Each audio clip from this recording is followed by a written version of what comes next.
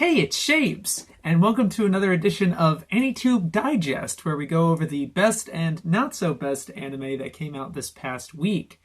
In this case, from September 1st to September 7th, which was yesterday. I was not going to mention it, but I lost the first recording, and I was like, alright, I'll just record it again. It was fun to record, fine. And then I recorded it again, and then I lost the footage again. I want to start these videos off with shouting a channel out that I don't think I'll be talking about anytime soon or recently or just anything. That's a little smaller and a little niche and just something I'm sub to that I think you might this week's is Marty McFly's V2. They basically post anime OSTs, so they have like the Sabungle OST and a lot of retro stuff that you would never expect to find. Like, oh my god, the Attacker U OST, you know, like really obscure stuff. But it's not just Japanese, it's not just like anime stuff, but it's also like just Japanese music in general, like various artists and a lot of old stuff that they just find vinyls for and end up recording and putting onto their channel. And I think it's really dope. So check them out if you care about dope OSTs. So now we're going to do the videos I thought were not good. Nope, not good. No. The first is SomeMoeGaming with every anime in 7 words. Oh, look at that thumbnail. Don't you just want to click it?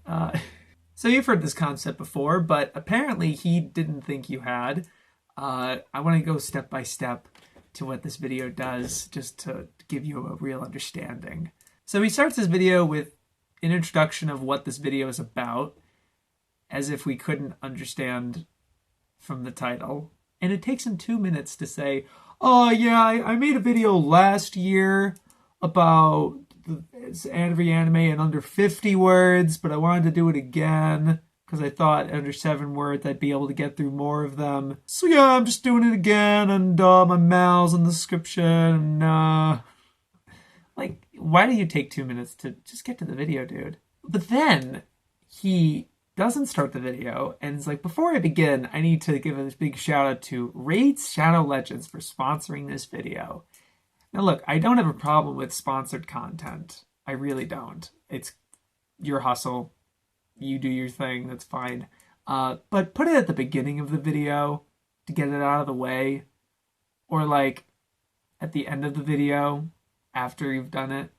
Not like in the middle. So we're 3 minutes in, and the first anime he talks about is Boku no Pico. Of course. But he doesn't just talk about Boku no Pico.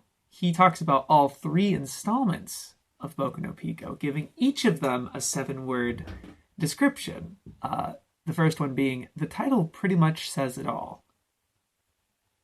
But he doesn't just give 7 words, because of course he doesn't. He talks about all 3 of them in detail for like 2 minutes. So we're 5 minutes into this video, and you've introduced yourself, shilled for Raid Shadow Legends, and talked about Boku no Pico for 5 minutes of a 15-minute video called Every Anime in 7 Words.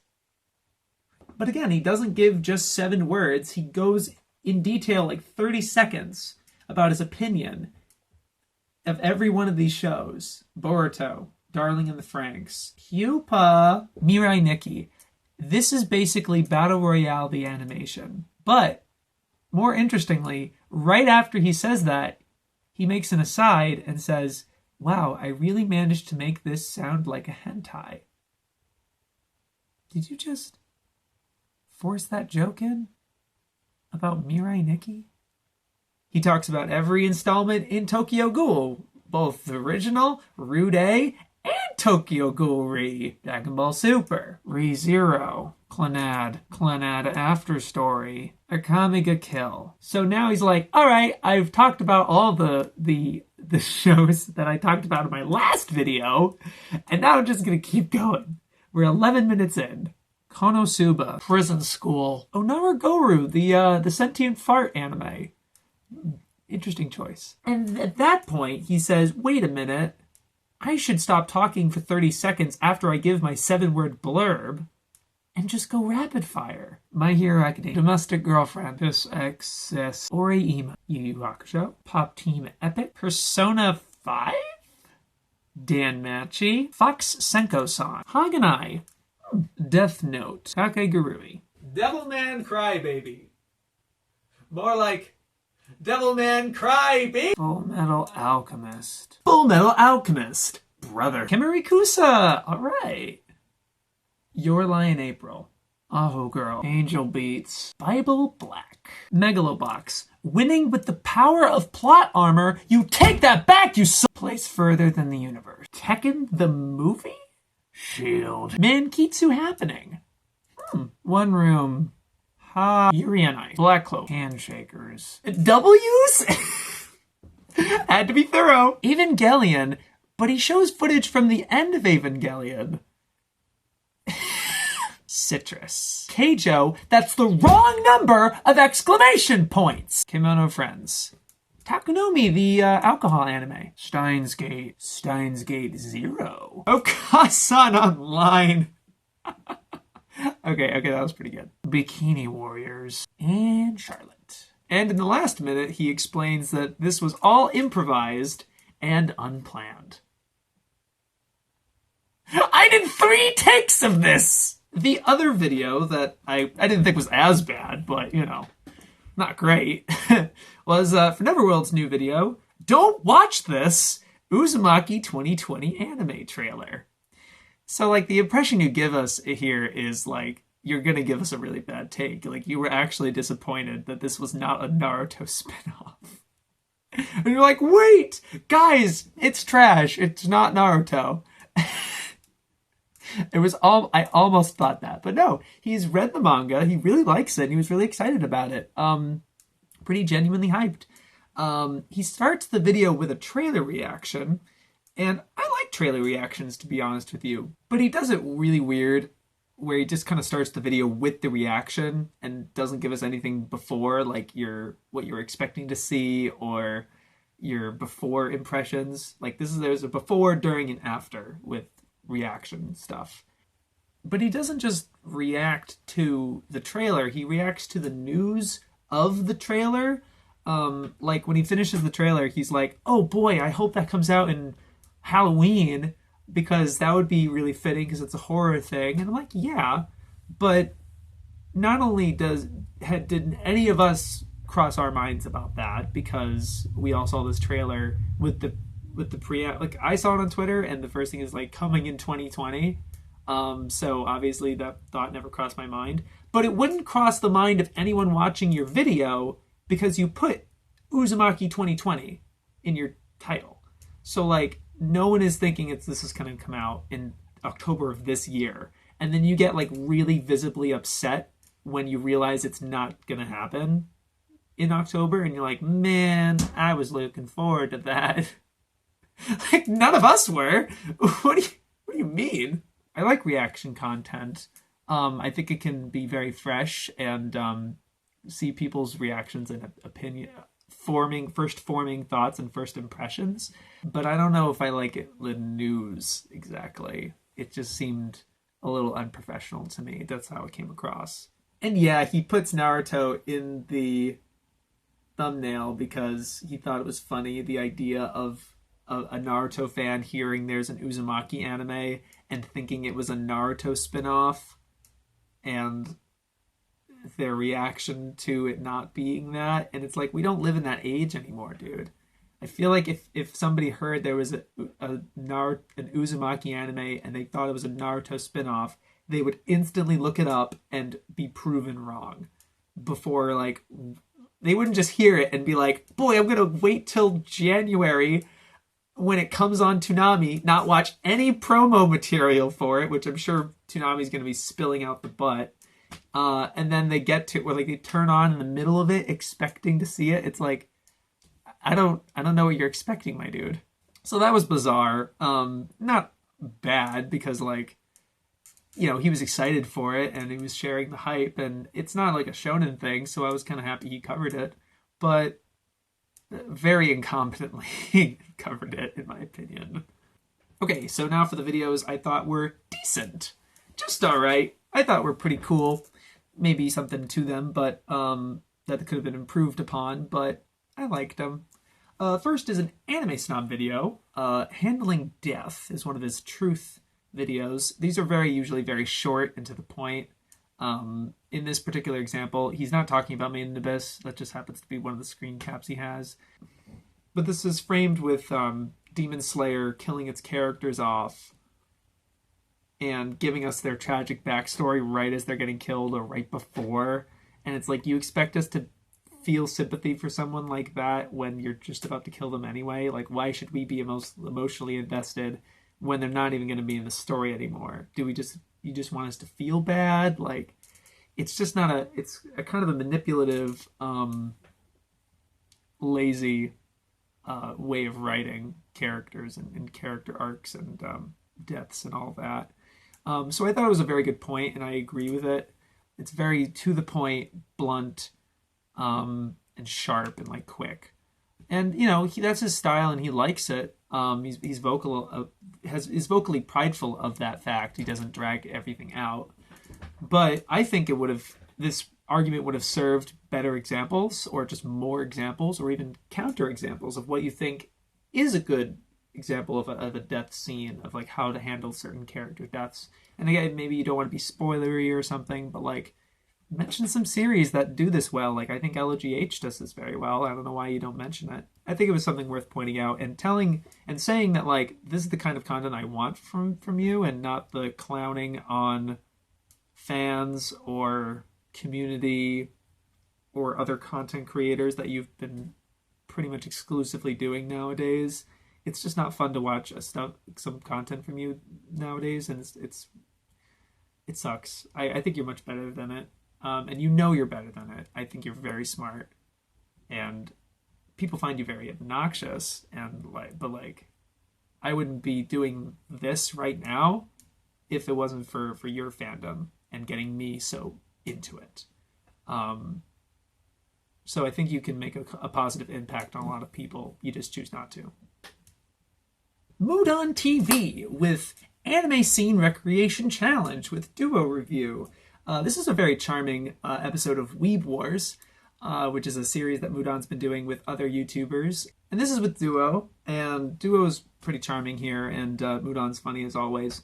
And this had a lot of creativity to it, because they each had to recreate a scene, and oftentimes Mudan would be doing live action, like him making costumes and like performing the scene. And it was really funny. And also hard to guess sometimes. It's like, what scene is this? And it was some like really obscure Attack on Titan scene. You're like, how would you get that? But it's like really funny and really creative. Duo does a lot of his pictures of his avatar in different situations, and it's really funny and charming. I would only say that at points it really felt that the field of choices for anime were very narrow. You both have your Mal, and you both could have like compiled the pool of what both of you have seen. You probably did this, but it just ended up being like, you mentioned Mirai Nikki like 3 or 4 times. I think both of you took a scene from Mirai Nikki, or there was one show that both of you did. But you just kept guessing in the same grouping of shows, and it just felt kind of redundant after a while. I would have liked a wider variety, or maybe even some more deep cuts that both of you have seen. Like, if both of you have seen a show that you can reference a scene to, and they're like, oh, it's that show, and then an outside viewer like, whoa, I didn't know what that show is. Oh, I might, that sounds interesting. Or instead of like Death Note, it's like, there's Death Note kind of deal. That's just me though. Yoruu with How Anime Inspires. This is coming from a personal place for him. He was in a rut, feeling like anything that he was making wasn't good enough. And boy, I really relate to that. And I'm happy he was able to get something out. And he was like, I think he makes this big sweeping statement like, I think anime is more than just anime. And it's kind of schmoozy and classic, but I think it comes from a good place. He references a lot of examples of shows that resonate with him on a personal level, and how anime as a whole is able to elicit reactions and emotions that people didn't realize they had. And I think a lot of people can relate to stuff like this. And I wanted to shout this video out because this is the kind of content that I think there should be more of, because I think it's a bit of a misconception that anime YouTube is nothing but reviews and analysis and reactions and like text-based stuff, but there's not a lot of personal relating to certain shows and emotional resonance. Hiding in Public does a lot of these kind of videos, and other people have as well. But I don't know if a lot of people really latch onto that. But I wanted to shout this video out. I think it was a little brief, like you can only kind of get so much out of it. That's why it's not like a best video or anything. But I thought it was neat, and I saw that he uploaded the other day after this video, because this is kind of representing him being in a rut, and so it seems like he's kind of working himself out of that rut, so that's exciting to see. So looking forward to more from this guy. Obviously a smaller creator too, so check him out. The Seaweed Ambassador is too long a good excuse. And of course you have One Piece as the thumbnail, the pretty prime example. My thing about it is that that's kind of your only example. It's not as much of a general anime opinion, but more of is too long a good excuse to not watch One Piece. And he mainly talks about One Piece and his experience with it, and how it's like, no, you can get it if you watch 3 episodes a day, which is not a lot of time. You can get it done in like a year, and nobody's expecting you to get caught up in a week. And you just go at your own pace, and you see all these people who start their journey, and the community's really friendly about it and welcoming new people. And it was a very wholesome video, encouraging people to do that, to take that leap. My thing with it is just that I think it was too focused on One Piece in particular, when I think that the subject is a little broader and could have been used to apply for a lot of series that I think fall into the same problem. A lot of people don't start LOGH for how long it is. Urusei Yatsura is a big one. There's a ton of old shows in particular that fall into this problem. And I think it's really just like, yeah, just give it a try. And if you really like it, it's gonna go by before you know it. You're just not gonna get enough of it. As is an argument I've always tried to champion too, where it's like, yeah, you can do a one-core, like a 12-episode show in like 4 hours. In like one day, if you really like it, if you really go through with all of it, you can plow through a show pretty quick. So it's just procrastinating, and I think it's a good point to bring up. And I really like this kind of content too, where it's not text based like everyone thinks it is, like anime YouTube is, but this is more just talking about the community, and it's kind of what Bob Samurai used to do actually. A lot of like metatextual, like being an anime fan, you know what I mean? The aesthetic of it, and tackling these ideas. So I hope you keep going in this direction, actually. I really like it, and I think you handled it with the same amount of respect and poise that someone like Roger Smith does. I think Roger Smith also does a very good job with this. But yeah, I would love to see more content like this, and good job on this one. Glad to have you back a little. I think it was a little hiatus there, but good job. Zeria with Flip Flappers, The End of Psychosexuality. Again, this is the 3rd time I'm trying to tumble my way through explaining my thing with this video. And it all comes down to a lack of accessibility for me. So, first of all, I really liked it. I think it was very smart of you to start with being clear about what it wasn't about. Because a lot of people would go into this video thinking like, oh, is she going to prove that it's gay? No, we're just going to say that it's gay and keep moving. You know, I liked that. You don't try to defend it for its like quality drop or its excessive fan service or any of the problems that a lot of people bring up with Flip Flappers. You were like, you know, either you were like, it has those problems, yes, we're moving on, or this is my all-time favorite anime. I've seen it 5 times. I'm going to be discussing it on the level that I want to be at. And that's super commendable, and I would love to do that for other series that are my personal favorites too. I'm surprised you didn't talk about it for more than 30 minutes, to be honest. But that level you're at is so high up there, and your level of entry in terms of reading and understanding certain concepts, it just makes it very inaccessible and, you know, hard to follow with what you're really trying to prove. It seems that you've backed it up with plenty of examples, and you have a very good understanding of the show itself. I can't disagree with much of it, but you go to places that's like, and you know, and I couldn't follow it. So I feel like there could have been a lot more analogies, like making a concept, a complex idea that you have, and making it simple, and accessible to a wider audience. And I think that would help your content a lot. Because I think I had that similar problem with the communist video that you made, or the left one, that was like decent, and it was fun to listen to, but a lot of it flew over my head. So I mean, just trying to find ways to make it accessible and easier to understand for a general audience, even for an audience that hasn't seen Flip Flappers at all. Like, I had seen Flip Flappers and I couldn't really. It's been a while since I'd seen it. It's probably been a while since a lot of people have seen it, right? I mean, you've just seen it 5 times, as you admit in your video. And some people still like it, and they'll probably still be up with you and get where you're coming from and what you're referencing. But it was mostly 30 minutes of like, and you probably see it in your comments that are like, that was a great video. And that's it. Because, yeah, I would agree. It is a pretty good video. I really liked the point you made about an Oedipus complex that the main character has, but she's still a girl, but she still has the kill the father, fuck the mother thing, but it's a homosexual Oedipus complex. That was really interesting.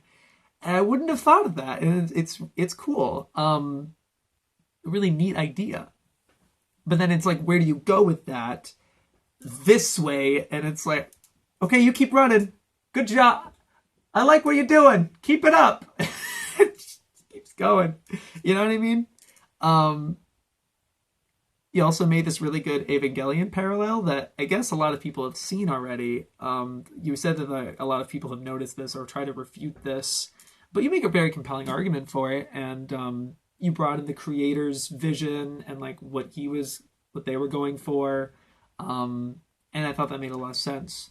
So I think it was a good video. I'm not putting in the best one only because I do think you could have made it a little more, for the 5th time, accessible, easier to understand, analogies. Think of it like something like think of it like this: if or something a little more like, or leading an audience through, like, start with a question and leading to trying to solve that question. Just some narrative ways to compel the audience to keep watching. I feel like a lot of people would probably turn off, like, I don't know what you're talking about. But, you know, I watched all of it, and I will say the end of the video, she explains the title, The End of Psychosexuality, which is such a whoa kind of title, like a bold title. It's not about Flip Flappers ending psychosexuality as a discussion. It's not about that. It's about, like, the concept of what the logical endpoint of psychosexuality would be. Like, characters coming to a realization of that and, like, resolving that idea. Not about actually ending psychosexuality or anything like that. So, I mean, if you like a lot of Freud talk and other psychologists and that sort of thing, you might get a good kick out of this, honestly, even if you haven't seen the show. Because, again, she brings up a lot of good textual examples and interesting conundrums and stuff. So I liked it. I just liked it to the most extent that I could. You know what I mean? Alrighty, and now for the best videos. First, Steak Bentley with Cowboy Bebop and the West, a 40-minute chunky Bebop video with a lot of great points. He moves all over the place, really, with this. It doesn't just focus specifically on one idea. He introduces one concept of Westerns in American media very much romanticized the idea of the West when that wasn't the reality. In reality, it was like it was the East Coast, but more violence. And he draws that parallel back to Bebop, where you have that fabrication and the romanticization of the West, and under that you have like the ideology and the reality of what it actually is. So like the TV show hosts, they have that whole Western get up thing, and then the second to last episode, you actually see one of the TV hosts like out of that frame, and it's weirdly real, and it's like, oh yeah, that guy was a real person. Shit. You know what I mean?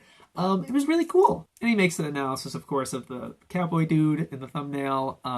It's his favorite character, and you could tell there was a lot of passion put into that part. And it felt like a hodgepodge of ideas, but all those ideas were really cool, so it was dope anyway. The guy has a very Demolition D inspired style. And he also has a lot of meta commentary in this. Like there's a shot he has of like opening a fridge, and he looks at one of his previous videos and he just stares at it. And at the end credit he puts the link to it, and he's like, I don't remember making this video. So yeah, I didn't discover this guy until I looked up the ping pong OP, and I saw his ping pong video, and I was like, oh shit, I don't know who this guy is. And he hadn't posted for a year.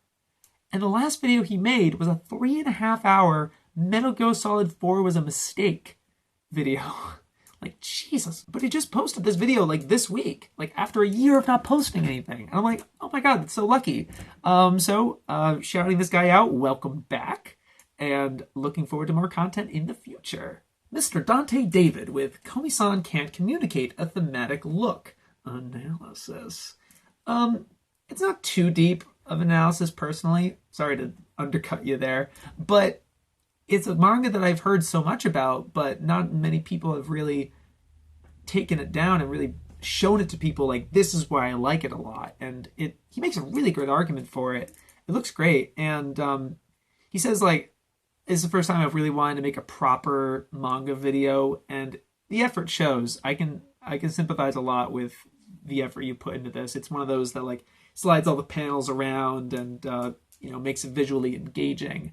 Nothing too technical, but I always appreciate the effort as someone who's done that before. It's like, man, that's a lot of work, and I want to champion that, congratulate him on that. I didn't find much wrong with it myself, at least, and I thought it was a neat breakdown of some of the characters and just starting to understand what this manga is all about. So I know a lot of people are fans of this manga, so if you aren't aware of this guy, there's a video if you like it. And I think it was a good job. Stumbling over speech. Core reviews, you dirty, dirty dog. Put out 2 pieces of content this week. An album and a video about Ghibli. Best of luck not getting that blocked worldwide.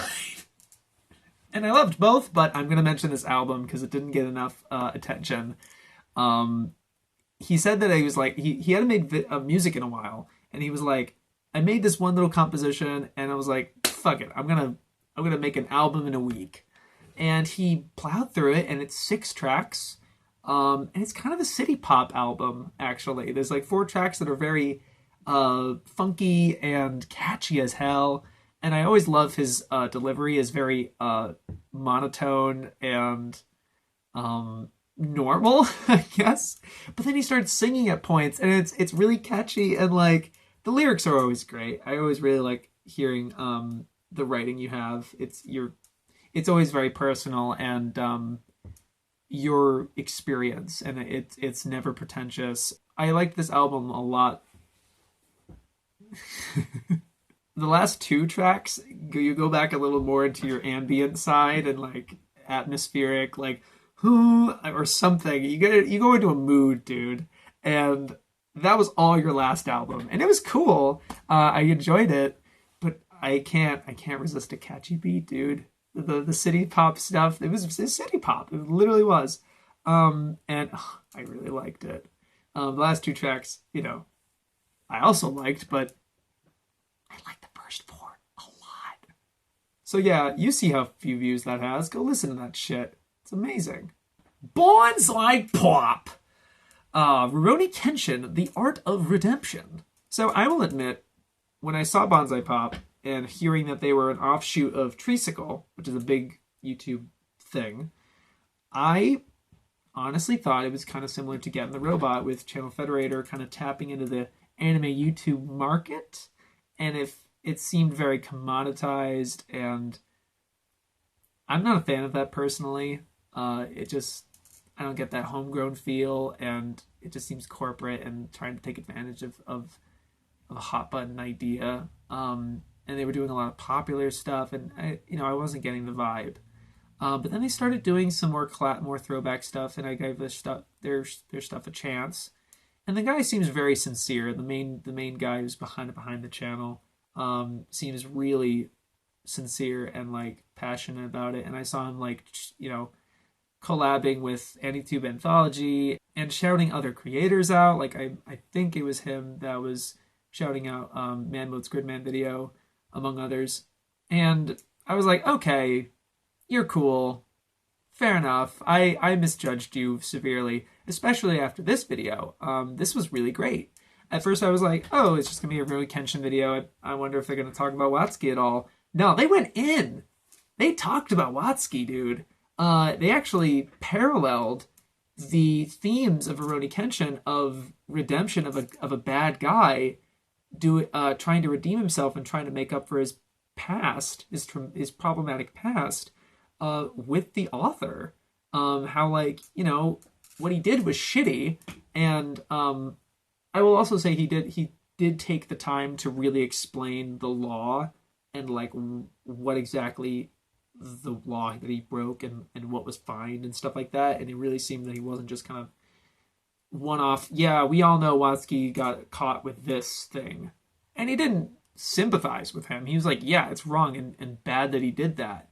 But it's interesting and ironic that this author would happen to create a work that was very all about redemption and mistakes and doing bad things, Murder's not great. And there was also a lot of good Japanese history with this. And they said that at the end they really liked making this kind of content. And it's very exciting. And I love how transparent they are, and how they actually take from Watsuki with the author's note that they always felt was very insightful. And they put a pinned comment talking about their post, reflecting on the video itself. And it just seems way more organic. It just seems a very sincere channel. I actually really have come to really like them, and I'm looking forward to more content from them. Oh snap, sydsnap, with the best tsundere to ever exist. This is a very baity title and thumbnail, of course, but she's actually quite the tsundere connoisseur here. She tweeted out, what do you think of the best tsunderes, to her audience? And they gave her a bunch of responses. And she's like, y'all are weak sauce. You're giving me all the same shit. What are some of the deep cuts? Or like, no, this isn't really a tsundere. Like, it actually went hard. It was really great. One thing I will say, she was critical, but she wasn't cynical. She wasn't really like that, like, hard, serious, like, you're wrong kind of thing.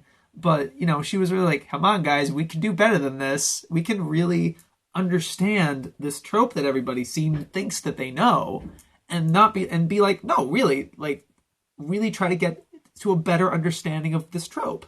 And it was the best argument for instead of just, passively throwing away like, oh, we all know the tsundere, baka, haha.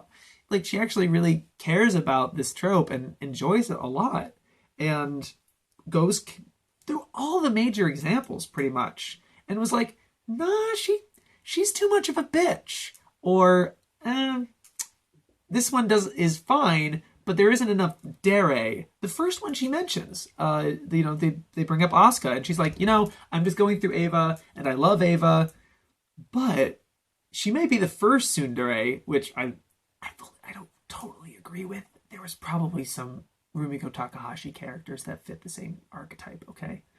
Like, Ranma probably has a tsundere, but she mentions Asuka, and it's like, she's great and does fit it, but is she really a tsundere if we can understand where she's coming from and why she acts the way she does?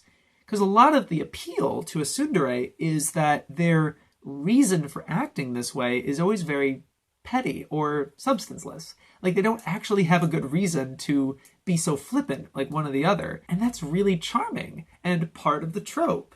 And I was like, that's a really interesting point. I never actually thought of it like that. I honestly think it's easy for people to write her off as just like Gigik's wife and like just does manga stuff, and a lot of it's very pervy. Like, she does a lot of light novel stuff and like isekai and like hentai and all that kind of content. But she's really sharp and really has the knowledge, and you can tell, similar to how you can tell with Gigik, that like they've been around and they know and they've seen it, and they're knowledgeable.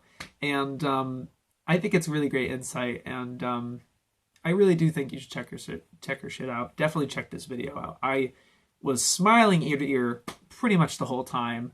It was fantastic, and I can't wait to see more. I would love to see her do more tropes like this. Like, if you did like a yandere thing, and like you're probably, she knows you're probably just gonna get like nothing but the Mirai Nikki girl the entire time, and you're like, you don't know anything. And I still want you to make that, because I want you to say that. Digibro made 50-something videos in his rant couch the end of the month. And I was going to go through a fair deal of what I saw and like just give him a digest of that, but he did it for me. So F me, right? But he did put out this hour-and-a-half dump of a video where he just rambles, vlogs, going underground.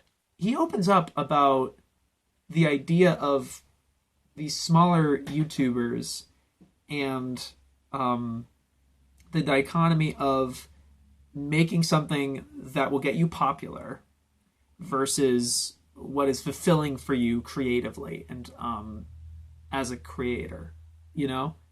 Does he want to promote these people? Do they want that publicity? And he's tackling with that in his head. Like, these are people I love and want to promote more, but I don't want them to have a flood of my fans. They might not want that. And he's kind of like checking that privilege, I guess. And it was really interesting. I never thought that as somebody that big, that they would have that foresight. Obviously, that's in the span of 90 minutes of talking about a lot of stuff. But I think there was a lot of great points raised and questions asked in regards to smaller content and the idea of making something versus the generator of views and subs and success, pretty much. I think it's something that a lot of people my size, smaller, and even bigger, like people like that, really something to reflect on. I thought it was fascinating and strongly recommend it for people this size and really seeing it from his perspective. And I think it was a good video. And also, I really appreciate you seeing the first episode of this. I was very surprised. Delightfully so. Thank you. And of course, the best video of the week. Who else but the Cartoon Cipher? Are English dubs censoring anime?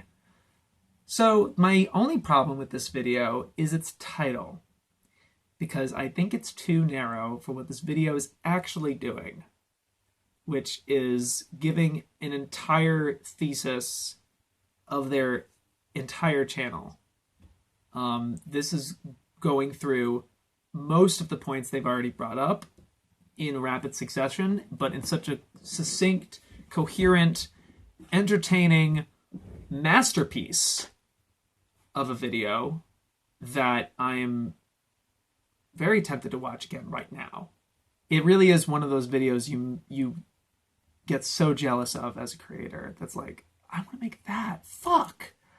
fuck? You know what I mean? I have other things that I said in my first recording that I do have because I deleted only the majority of it, but I did have this recording, so I'm going to play that. They incorporated a lot of their previous arguments and previous examples, but just refining them, shortening them to their most essential, and referencing them at rapid fire in 32 minutes.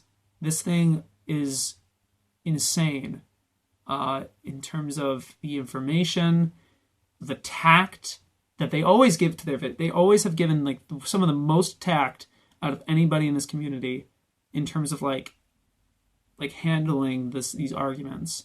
But they go in, dude. They go so in. Holy shit. They bring so many factual examples and evidence from real industry people. They make this really beautiful logical fallacy with the way pro-sub people are like, you know, I respect the Japanese culture and I don't want any censorship. I don't want anything changed. I want a literal translation. And they're like, that sucks. And then it's like, so you don't watch, they're like, I don't watch dubbed anime. I only watch, you know, they're like, so do you watch subbed anime? No, because the subs are also trying to censor or do different things. And then it's like, so do you watch subbed anime? It's like, no, I respect the Japanese culture. I just don't watch anime at all. And then I would argue, yeah, I would say to that, no, the answer is you watch it raw. You just understand Japanese and just don't watch it with subtitles. You just watch, I like my anime like I like my meat. Raw! But man, everything about this was so beautifully done. It summarized, it made a lot of I think it made a couple of their videos obsolete. Because I would just probably refer to this video. Maybe it goes more in depth than the other ones, but like, no, I really much like this one. I tweeted, oops, accidentally made my best video. Because I don't know how they're supposed to top this. I don't know what further discussion there is. You kind of just open and shut it. You didn't just open the can of worms. You broke the can and dismantled it and showed it to us. And I need to talk about the actual production of it, the editing. It's a 32-minute adults like Toonami promo. Like he edits like one of those Toonami promos, but for 32 minutes. And it's not just like Sakuga clips together. There's a lot of pacing. There's a lot of interjections with real anime quotes and stuff like that, and a lot of humor and a lot of like just so smartly put together. Like it's not just random clips. It all feels coherent and like relevant to what they're talking about. And it's just so meticulous. But it's not like so over your head that it's like, oh, what? I can't believe it. There's too many really good ideas editing wise and just everything. I'm sorry. I don't know what else to say really. I will say, thank God you started making weekly content that's a little lower effort, that you can bide your audience by. Because I don't know what the next video is supposed to be that's supposed to top this or follow up to this video. I'm sure it's something good because you guys are just that smart, but this is a tough act to follow. Sincerely, I'd be intimidated as fuck if I were you. But happy, definitely happy.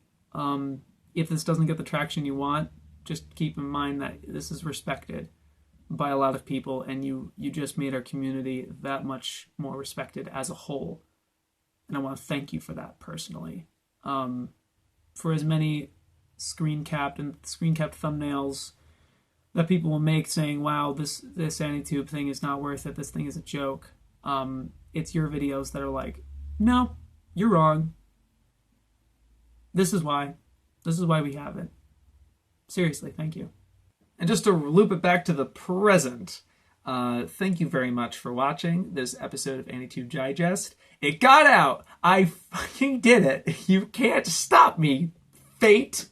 I will defy you. And it wouldn't be possible without the support and the attention that this got with other content creators. And all of you making really good content that I just can't help but talk about. And yeah, thanks for watching. Yo, peace.